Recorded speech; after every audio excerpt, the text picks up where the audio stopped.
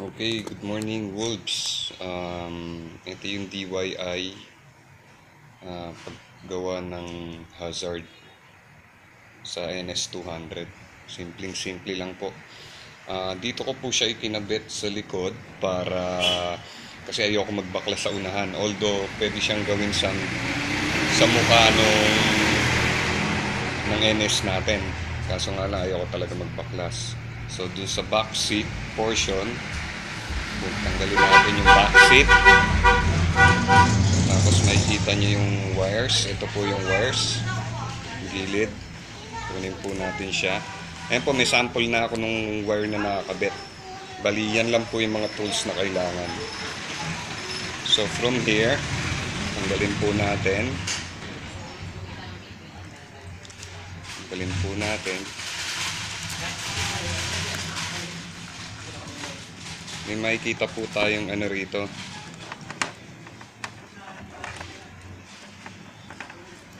Ilan po. Ang hirap magbaklas ng isang kamay. Ayan, makikita po natin meron pong gray tsaka yung green. Doon po tayo magtatap. Ngayon, itatap nyo lang po siya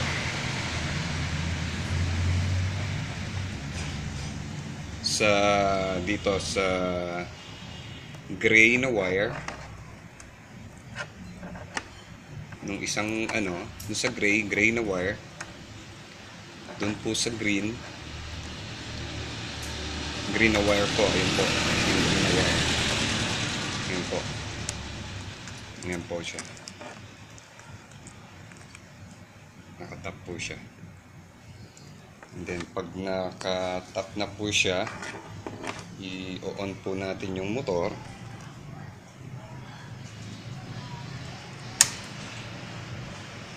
Pag hindi po siya naka-switch, pag nag-hazard po tayo, pindutin natin yung hazard. Ayan po left, di ba po? Then right. Okay.